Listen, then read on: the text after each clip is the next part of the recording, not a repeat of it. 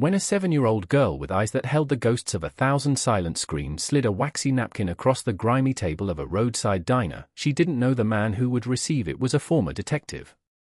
She didn't know his name was Rick, or that the road had long ago renamed him Coltrane for the unshakable calm he possessed in the face of chaos. All she knew was that he was big, he looked strong, and he was the only person who had truly looked at her since the woman with the sharp-nailed grip had dragged her from a world of sunshine and into a rolling nightmare. The drawing on that napkin, a simple child's sketch of a house with one very specific, broken detail, was a message in a bottle thrown into an ocean of apathy. For Coltrane, whose instincts had been honed by years of seeing the evil that hid in plain sight, that small piece of paper wasn't a drawing, it was a flare in the dark. His decision to truly see what was in front of him, set off a chain of events that would unravel a year-old cold case, shatter a predator's carefully constructed world, and turn a routine coffee stop into a testament to the fact that sometimes, heroes ride Harleys. The Iron Skillet Diner was a monument to the American highway. It sat squat and determined off a lonely stretch of asphalt in the heart of the country, a beacon of fluorescent light against the impending dusk. The air inside was thick with the holy trinity of road food, stale coffee, sizzling bacon, and the faint, sweet smell of burnt sugar from the rotating pie case. The vinyl on the booth seats was cracked like old leather, and the chrome trim on the tables was dull from the passage of countless elbows and greasy fingers. It was a place of transient comfort, a temporary harbor for truckers, travelers, and anyone else running from or to something. In a corner booth, nursing a black coffee that was more stain than liquid, sat Rick, known to the world and his brothers as Coltrane. At 48, he was carved from the same rugged material as the roads he rode. His shoulders were broad, strained against the worn leather of his steel Sentinel's MC cut. A thick, grey-streaked beard covered the hard line of his jaw, and his arms were a road map of ink, each tattoo a story from a life lived without hesitation. He was a big man, the kind of man people instinctively made room for, the kind whose presence alone could quiet a rowdy bar. But beneath the imposing exterior, behind eyes the color of a stormy sky, was a mind that never stopped working. Before the club, before the roar of the V-twin engine became his sanctuary, Coltrane had worn a different uniform. He had been a detective. For 15 years, he had navigated the darkest alleys of human nature, learning to read the silent language of fear, deception, and desperation. He had seen the subtle tells, the twitch of a liar's eye, the tremor in a victim's hand, the hollow emptiness in the gaze of a lost soul. He had left that life behind, trading the precinct's sterile gloom for the open sky, but the instincts it had forged in him were permanent. They were a part of his DNA now, a quiet hum beneath the rumble of his bike. He was with two of his brothers, Bear and Sticks, who were laughing over a shared plate of fries at the counter. It was a simple stop, a break from the endless miles on their way to a national run. It was ordinary. Until he saw them. They took the booth across the aisle from him. A woman and a little girl. The woman was wiry and agitated, her movements sharp and jerky like a cornered animal. Her hair was a messy blonde, her face etched with a hardness that soap and water couldn't wash away. She gripped the little girl's upper arm, her knuckles white, her painted nails digging into the thin fabric of the child's oversized sweatshirt. The girl was a ghost. Her skin was pale, almost translucent, and dark circles shadowed her eyes, making them look like two deep wells of sorrow in her small face. She was maybe 6 or 7, with mousy brown hair tied back in a lopsided ponytail. Her clothes, while clean, were ill-fitting and out of season, a flimsy sweatshirt against the evening's creeping chill. She didn't speak. She didn't look around with the usual curiosity of a child. She just stared at the scarred surface of the table, her shoulders hunched as if waiting for a blow. Coltrane watched them over the rim of his coffee mug. It was nothing, he told himself. Just a tired mother and her kid at the end of a long day. But the detective in him, the part that never slept, began to catalogue the inconsistencies. There was no warmth between them. The woman ordered for the child without looking at her, her voice sharp and impatient. "She'll have a grilled cheese. And a water." No ice. When the food came, the woman pushed the plate toward the girl with a shove, a gesture of obligation, not care. The girl picked at the sandwich with tiny, hesitant bites, her eyes never leaving the table. He saw the way the girl flinched when the woman's hand moved too quickly. He saw the way the woman's eyes darted constantly toward the door, not like a weary traveler, but like a sentry on high alert.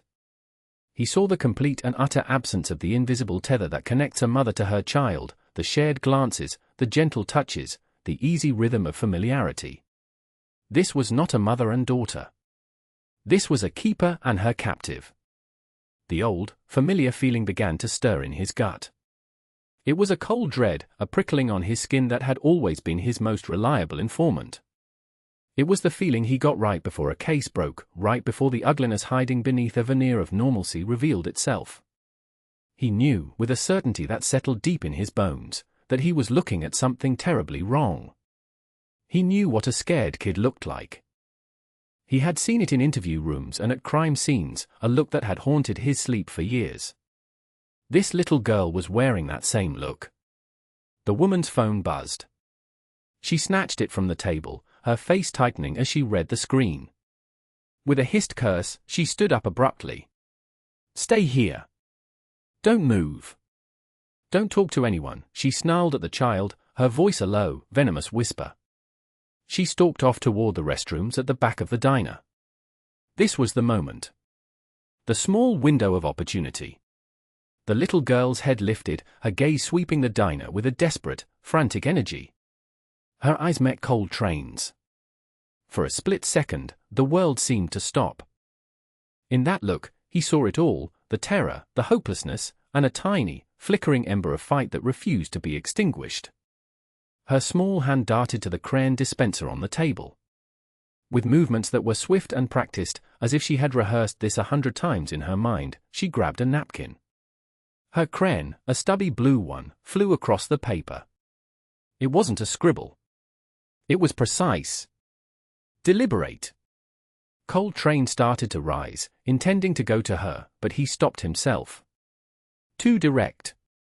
It would spook her, or worse, alert the woman. He had to be smart. He slid out of his booth and started walking toward the counter, a path that would take him directly past the girl's table. He kept his eyes forward, his posture casual, as if he were just going to get a refill. As he passed, her tiny hand shot out from under the table, pressing the folded napkin into his much larger one. The transfer was so quick, so slight, it was like a ghost's touch. He closed his fist around it without breaking stride, the fragile paper crinkling against his calloused skin. He reached the counter, leaned against it, and ordered another coffee he didn't want. With his back to the room, he carefully unfolded the napkin. His blood went cold. It was a child's drawing of a 2-story house with a picket fence. There was a sun in the corner, a smiling stick-figure family on the lawn. But it was the details that made his heart hammer against his ribs. The front door was bright red. And next to the house stood a massive oak tree, its largest branch split and jagged, as if struck by lightning. At the bottom, woven into the blades of grass, were 2 tiny words, so small he almost missed them, "Help me." It wasn't just a plea. It was a location. It was a map.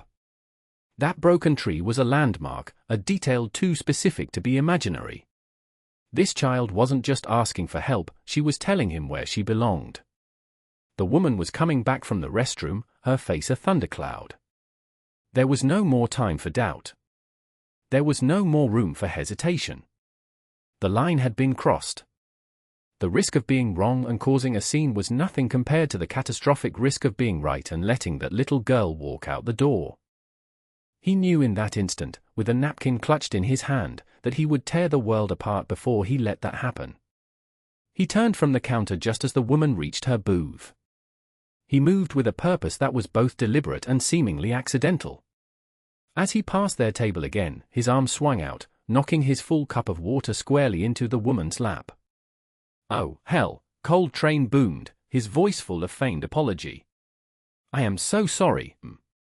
"Clumsy of me," the woman leaped back with a yelp, soaked and furious. "Watch where you're going, you idiot," she shrieked, her carefully controlled facade cracking. "My apologies," he said, his large frame blocking her path. He grabbed a handful of napkins and began dabbing uselessly at the table, creating a barrier, buying time. he caught Bear's eye at the counter and gave a subtle, almost imperceptible nod. Bear, a man who had trusted Coltrane's instincts through far worse situations, didn't question it.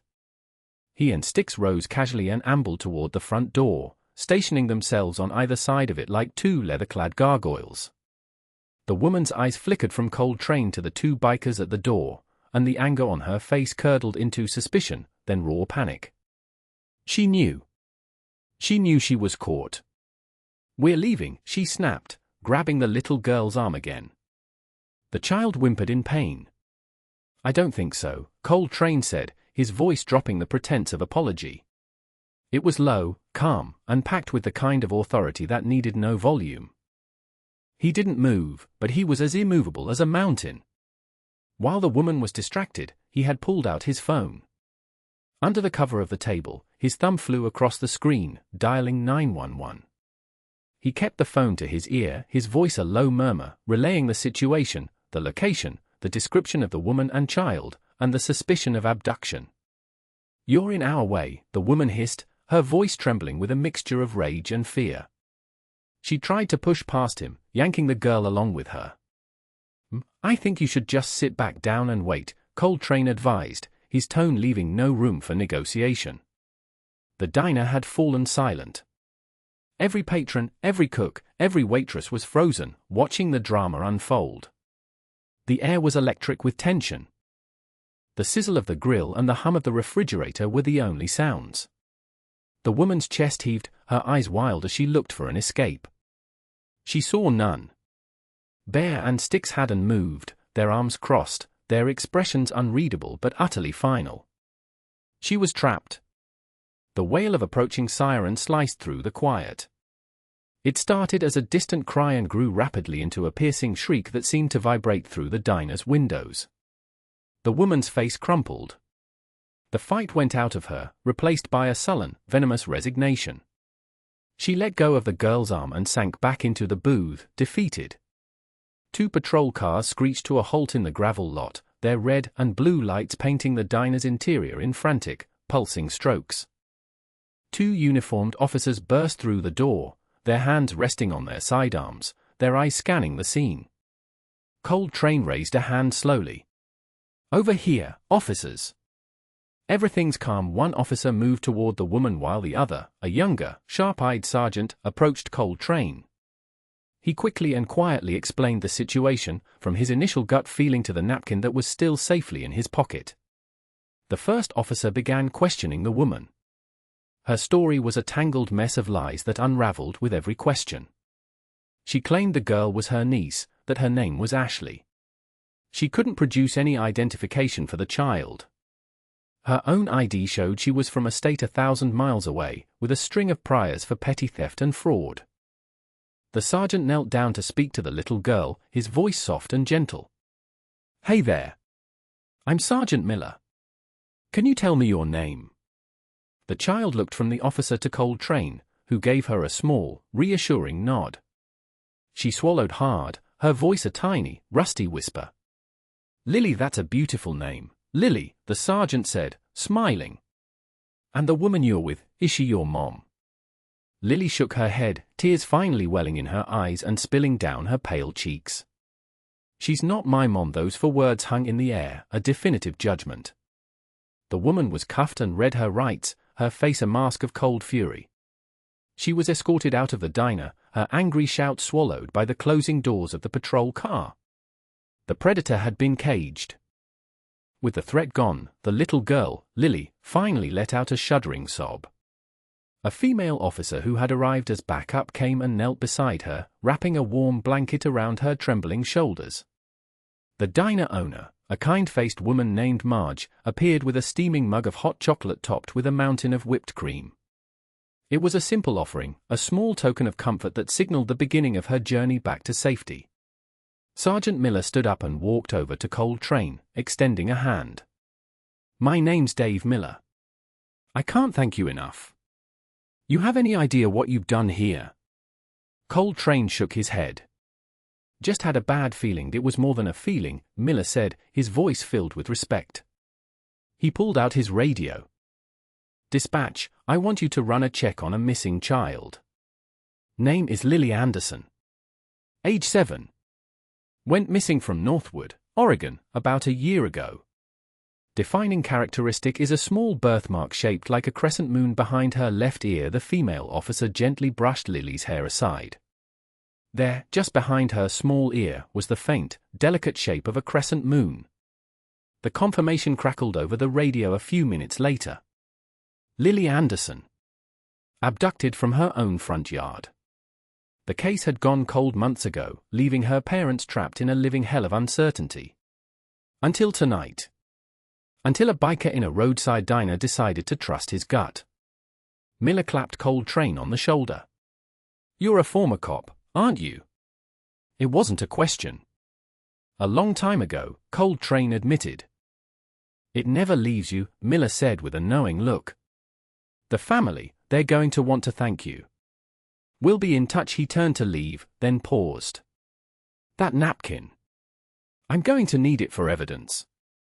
"But you saw it, right?" "The house. Red door. Big oak tree out front with a split branch," Coltrane recited.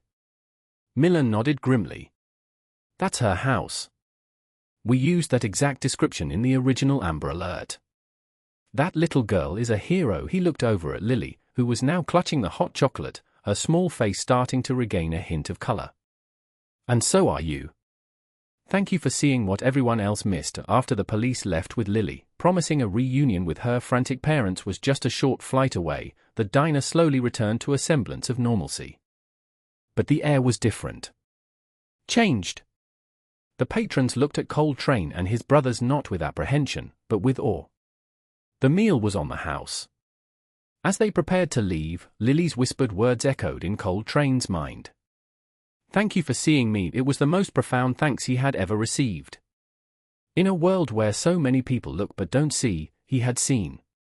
He had acted. And a little girl was going home. 2 years passed. The seasons turned, the miles rolled on, but the memory of that night in the Iron Skillet diner remained etched in Coltrane's soul. It wasn't a haunting memory, but a clarifying one. It was a reminder of the purpose that still beat beneath his leather vest. Lily Anderson was no longer a ghost. At 9 years old, she was a vibrant, laughing child. The shadows in her eyes had been chased away by the bright light of a loving home. She was back where she belonged, surrounded by her parents, whose gratitude was a constant, powerful force. She was in therapy, working through the trauma, but her resilience was astonishing. Her favorite thing to do was draw. Her pictures were no longer desperate pleas but vibrant explosions of joy, sunshine, rainbows, and happy families. She and her parents had started a foundation in their town called Lily's Light, an organization dedicated to teaching children and adults about awareness and what to do when something feels wrong. They shared her story, not to scare people, but to empower them, to remind them that one small action could make all the difference. The connection between the little girl and the biker who saved her had not faded. It had deepened. Coltrane was no longer a stranger, he was Uncle Rick. Every Christmas, a handmade card arrived at the Steel Sentinel's clubhouse. On the front was always a drawing from Lily, a new masterpiece to add to his collection. He and his brothers rode out to Oregon once a year, every year, for what the Andersons called Lily's Freedom Day, the anniversary of her rescue. It was a day of celebration, of barbecue and laughter, a powerful symbol of her new beginning. The Steel Sentinel's MC had changed, too. Inspired by Coltrane's actions and the story that followed, the club had found a new cause. They partnered with the National Center for Missing and Exploited Children. Their annual Ride for the Lost charity event became a massive success, raising hundreds of thousands of dollars for the organization. The sight of hundreds of bikers roaring down the highway was no longer seen by the public as a threat, but as a promise that there were guardians on the road, watching, seeing. Their reputation was reforged in the fire of that one good deed, their patches becoming a symbol of fierce protection for the most vulnerable. On a quiet evening, Coltrane sat in his room at the clubhouse. The rumble of bikes outside was a comforting, familiar sound. On his wall, among the photos of his brothers and the mementos from a lifetime on the road, was a small, framed drawing. It was the latest one from Lily. It depicted her house, the one from the napkin. The red door was bright and welcoming. The massive oak tree stood tall, its broken branch now a perch for two smiling bluebirds. On the lawn stood her stick-figure family, holding hands. And standing right beside them, taller than everyone else, was a big, bearded man in a leather vest with a heart drawn on the front. He looked at that drawing and understood the profound truth of that night. Evil thrives when good people look the other way. It flourishes in the quiet spaces of our inattention. But all it takes is one person to stop, to look closer, to trust that nagging feeling in their gut, and to have the courage to act. It doesn't require a badge or a uniform. Sometimes, all it requires is a willingness to see. That single moment of intervention had not just saved one child, it had healed a family, inspired a community, and redefined the mission of a brotherhood. It was a ripple of good that started on a greasy napkin and spread out into the world, a lasting testament to the extraordinary power of paying attention.